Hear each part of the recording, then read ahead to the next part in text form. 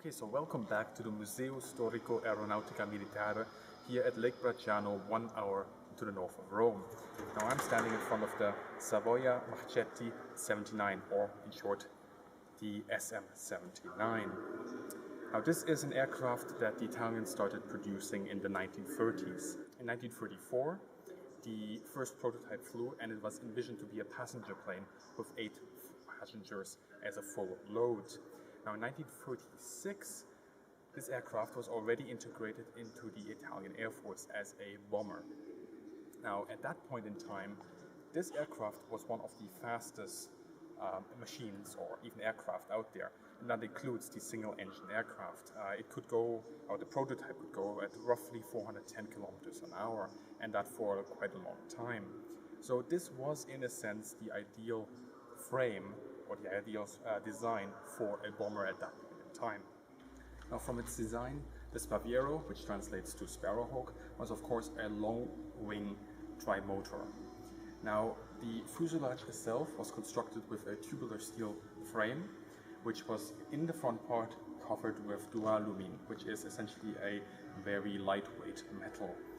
In the top part, you also had a combination of duralumin and plywood, whereas the rest of the aircraft was essentially covered in fabric.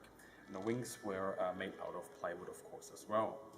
Now, the engines that this aircraft used went through a couple of iterations. The first main production variant of the S79 had the Alfa Romeo 126 RC34, which produced roughly 780 horsepower. Now, since you had 3 of them, you had quite a respectable power output, and the aircraft could go roughly 430 kilometers an hour.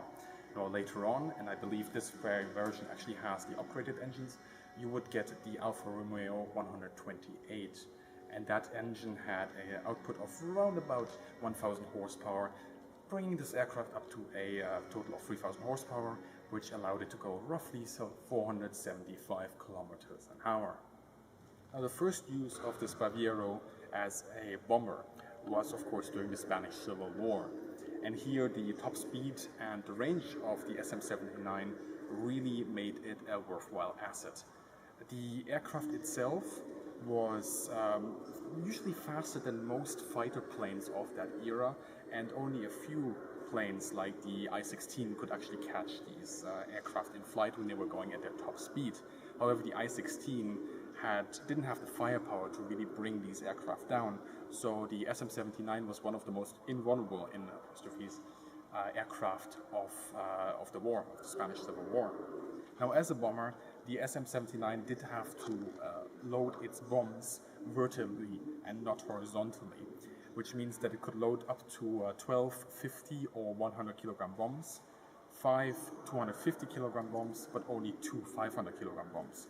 However, for the time that we are talking here in the 1930s, this is actually quite a respectable bomb load.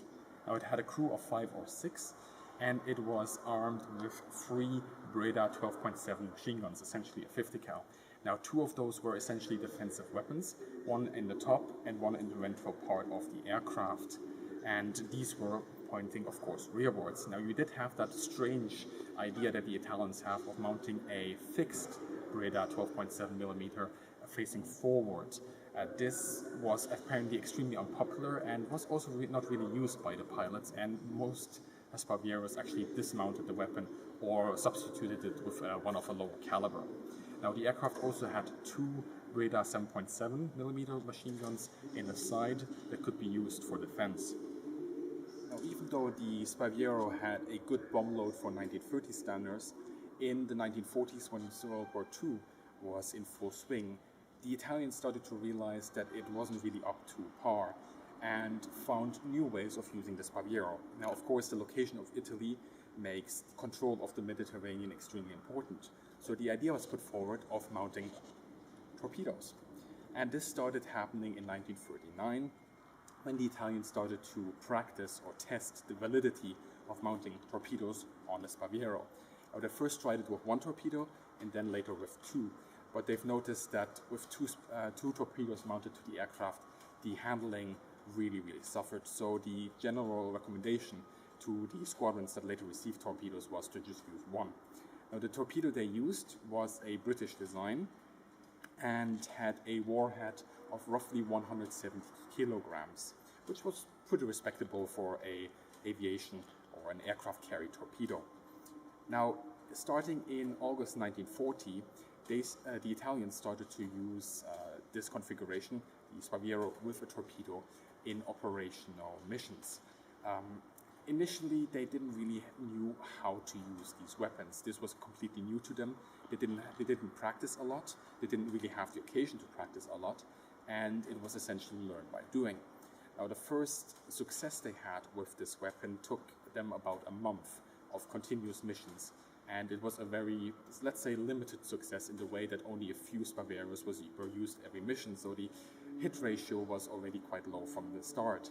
However, with these torpedoes, they did manage to inflict a pretty good hit on HMS Kent in September 1940, which essentially put the heavy cruiser out of action for 1 year.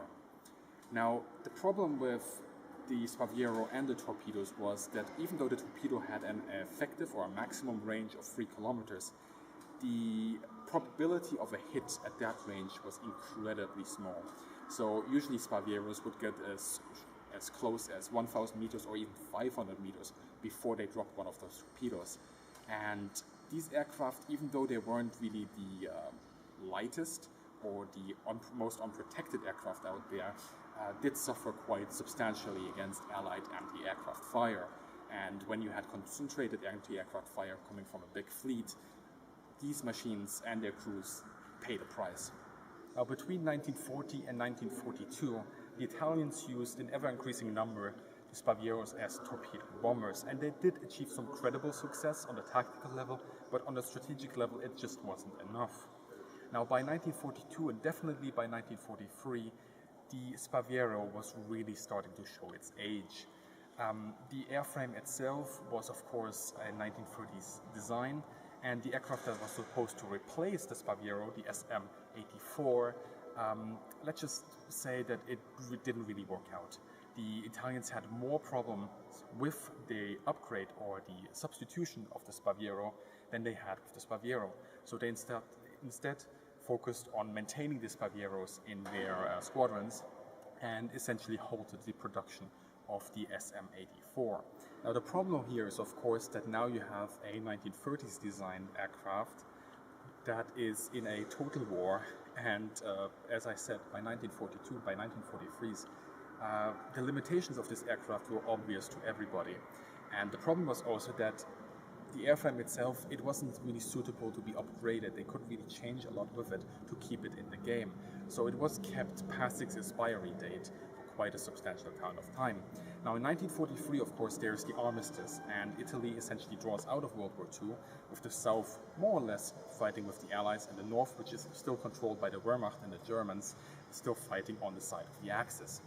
Now, the Allies, when they got their hands on the Sparvieros after the armistice, were not exactly impressed with the aircraft, and they didn't really use it. They had better machines that could get the job done. So they used these aircraft sometimes as transport or logistic airplanes. The North, however, the one that was still controlled by the Axis, continued to use the Sparvieros in operational missions as torpedo bombers and as bombers. Of course, by this time, the Allied fighters were essentially making mincemeat out of the Sparvieros every time they happened to find a pair of them. And the dropout and the casualty rate of these crews and aircraft was incredibly high. However, the SM-79 continued its service right up until the end of the war, and Italy, in fact, decommissioned its last Sparvieros in 1952. However, in some parts of the world, some of these machines were still used for a couple of years beyond that. Now, sadly, the Sparviero suffers from a bad reputation, which is largely based upon the performance that it had in the mid and late war period of World War II. However, when you look at this aircraft, you should always remember that it was pretty much a trendsetter in the 1930s, that it was an exceptionally good machine for the time, and that it was simply used beyond its expiration date, and that the Italians simply had nothing that could substitute it, so they were forced to continue using this aircraft. Now, before we end this episode, there should be really one thing that is mentioned, and that is that when the German pilots were flying side by side with the Italians on their missions across the Mediterranean, they always commented on the bravery of the Italian crews, essentially saying that If they themselves were forced to fly in a machine like this, through the dense AA and through the fighter cover of the Allied convoys, they themselves would probably not want to do it. So these guys, these Italian pilots that flew in the Sparvieros into combat with the torpedoes, really should be remembered as some of the bravest pilots out there in World War II. So I hope that you enjoyed this look at the SM-79, the Sparviero, and that you learned something from it.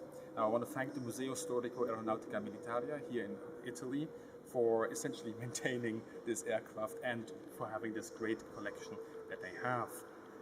The museum is free, so if you happen to be in the area, you should definitely give it a go.